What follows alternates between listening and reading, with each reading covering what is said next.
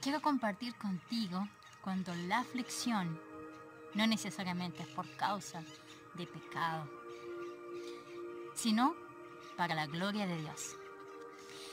Hace unos días atrás estaba leyendo un pasaje junto con mi familia que está en Apocalipsis. Y regularmente no leemos mucho Apocalipsis porque parece un cajón muy pesado, pero quiero animarte a que lo leas porque no es tan pesado y tiene muchas cosas sorprendentes que están alineadas con otros libros también, como Daniel, Isaías, Ezequiel. Es un libro muy interesante y para esa oportunidad Dios me habló personalmente a mi vida en las cosas que posiblemente podría vivir más adelante. Aunque Apocalipsis no se trata tanto de nosotros mismos, sino más bien de profecías que van a cumplirse. Pero aún así la palabra es tan viva y eficaz que nos puede hablar de manera personal. Entonces quiero compartirte lo que ese capítulo de Apocalipsis me habló de manera personal y que creo que también viene a ser para todos los cristianos. Miren, en Apocalipsis 11, del 1 al 14, dice: vemos a dos testigos. Estos son dos grandes profetas, al parecer, para los tiempos finales. Se sospecha, algunos dicen que podrían ser Elías y Moisés. Hay otras teorías que dicen que podría ser el Nuevo o el Antiguo Testamento. Yo creo que podría asemejarse más a Elías y Moisés, porque Elías no conoció la muerte, porque Moisés, su cuerpo no ha sido hallado por los hombres, según la palabra dice también de que el ángel Miguel, creo, ¿no? Él fue en busca del cuerpo de Moisés, incluso el enemigo, el diablo, estaba luchando por el cuerpo de Moisés, ya estando muerto Moisés. Y Miguel le dice que el Señor te reprenda, le dijo. No se puso a discutir con el enemigo, también es interesante eso, sino que Dios te reprenda.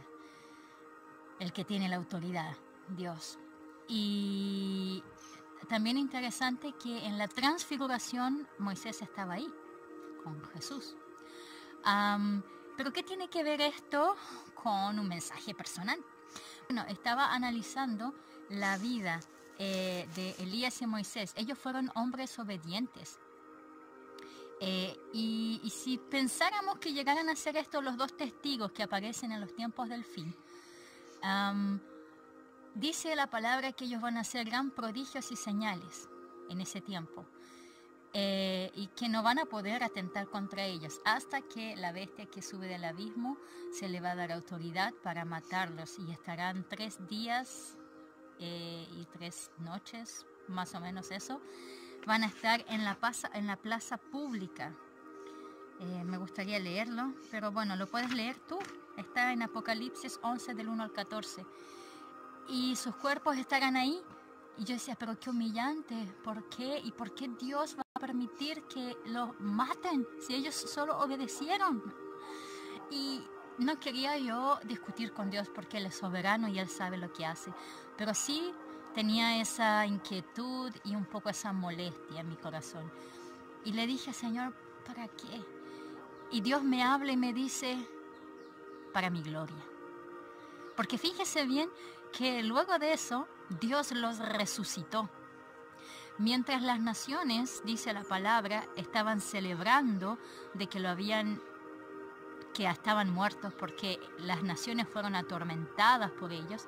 Me imagino que en el sentido de que ellos, llamando al arrepentimiento, ¿no?, hacían prodigios o harán prodigios y señales en llamados al arrepentimiento de las naciones. Pero los que no quieren arrepentirse se ven atormentados por esto, y eso pasa en el día a día. No necesitamos llegar hasta allá para verlo, ya desde ahora mismo. Cuando nos vemos confrontados con el pecado, a veces no es muy grato. Pero si nos arrepentimos, encontramos paz verdadera. Esa paz que el mundo no puede dar. Y estos dos testigos vienen en un tiempo clave, poco antes de la venida del Mesías por segunda vez a la tierra, como un llamado de arrepentimiento. Pero las naciones, cuando lo ven muerto, van a celebrar y darse regalos unos a otros. Qué humillante, yo pensé, ¿por qué Dios permitiría eso cuando ellos solo obedecían? Y entonces el Señor me dice, es para la gloria de mi nombre, porque si nosotros leemos todavía más, nos damos cuenta que ellos fueron resucitados.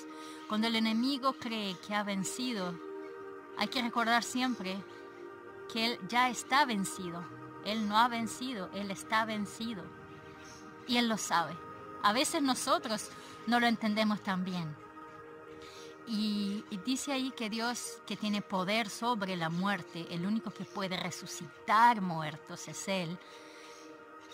Él entonces resucitará a estos dos testigos.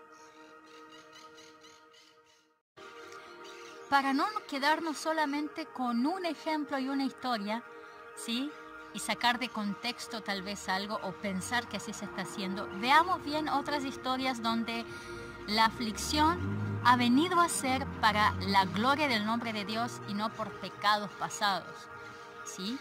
Por ejemplo, la muerte de Lázaro. Eso es también muy claro, porque Jesús pudo haber ido inmediatamente donde Lázaro, pero Él se quedó 2 días donde estaba.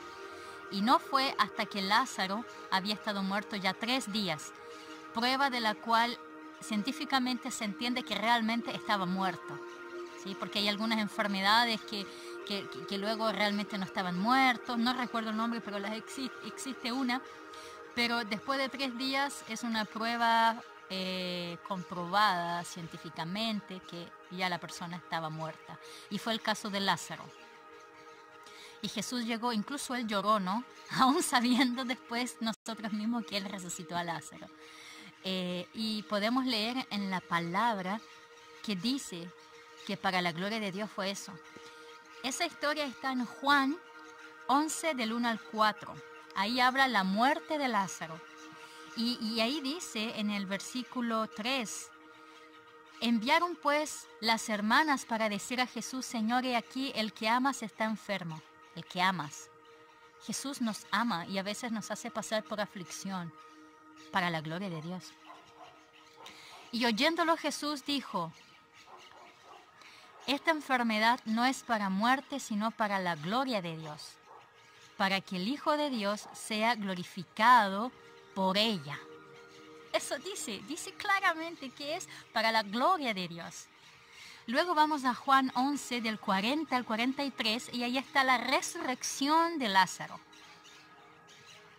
Y el versículo 11:6 nos indica que Jesús se quedó 2 días más en el lugar donde estaba y no se movió. Nosotros si hacemos su voluntad, seremos llamados amigos.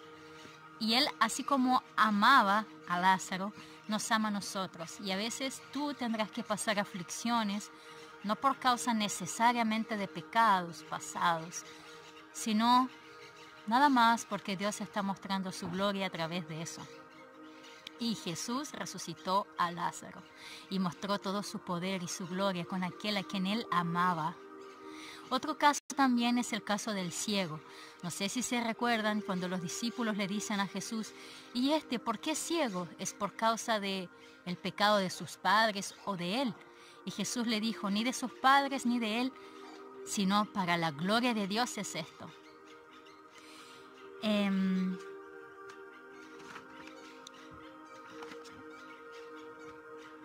Así que bueno, ese pasaje no lo he anotado, pero tú lo habrás escuchado también y como creyente y como parte de la iglesia, me imagino, también estás leyendo la palabra de Dios y lo podrás encontrar, porque está ahí, está en el Nuevo Testamento.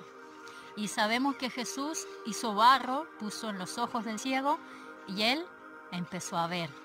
Y es increíble porque él vio tanto con sus ojos naturales, pero también espirituales. Porque los fariseos le dijeron, cuéntanos, ¿qué hizo este hombre? Y quería, ¿cierto?, dejar mal a Jesús. Decía que era pecador. Entonces el ciego dijo, si es pecador, no lo sé. Pero una cosa sé, que habiendo sido ciego, ahora veo. Y los fariseos lo expulsaron de la sinagoga. Pero él no parece haberle importado mucho, porque entendió dónde estaba el mejor lugar.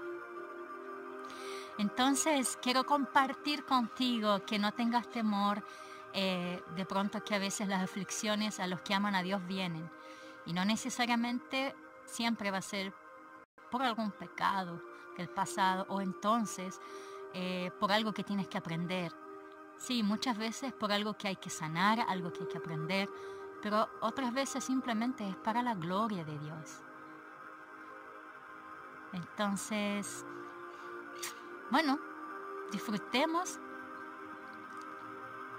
de la gran obra que Dios va a hacer.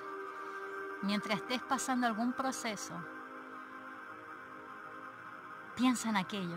¿Cuál es la obra en la cual el nombre de Dios va a ser glorificado a través de ti? A las naciones y a los que te rodean.